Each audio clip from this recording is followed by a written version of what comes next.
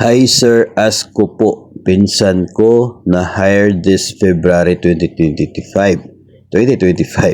And sabi ng AO nila, hindi daw siya kasali sa 30 days uninterrupted vacation at walang sahod.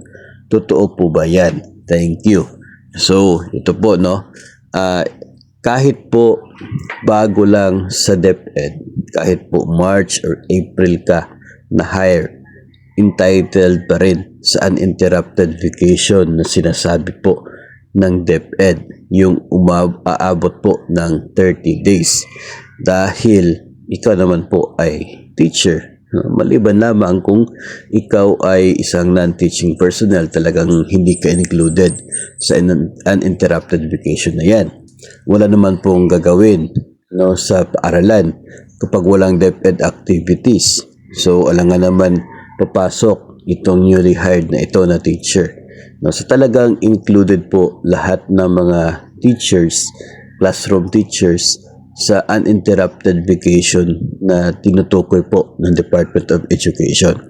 So, malinaw po yun regardless kung kailan ka na-hire, kahit kahit 30 years in service ka o kaya ay 30 days in service pa lang, entitled pa rin po sa uninterrupted vacation po.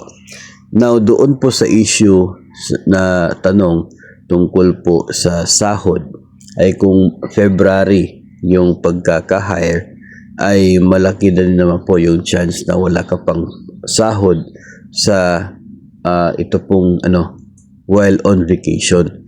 Dahil nga yung sahod mo dyan ay dependent sa actual service sa loob ng school year, at dahil February na nung ikaw ay na-hire, ay malapit na magtapos yung pasukan. So maliit lamang, ilang araw lamang yung nakuha mo na PVP days na pangsahod sa araw ng bakasyon. So ang mangyayari po niyan ay kung hindi ka bibigyan ng sahod sa panahon po ng bakasyon, kung ilang araw po yung PVP days na nakuha po ninyo, ay ibibigay din po yan sa inyo. Ino-convert po yan into monetary value at ibibigay sa inyo as your PVP, proportional vacation pay. Hindi nga lang siya maibigay as a sahod in a form of sahod tulad po ng mga matagal na sa serbisyo ng mga guro, dahil kaunti lang yung nakuha mo na PVP days. So for example, mayroon ka lamang pong 15 days na naipon base po in proportion sa naging actual service mo.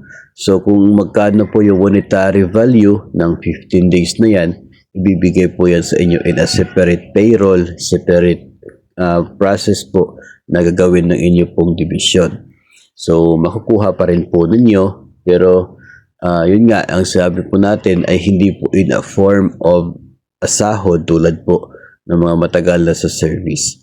So yun po ang malinaw na atin pong mai-explain sa inyo tungkol po sa tanong na ito.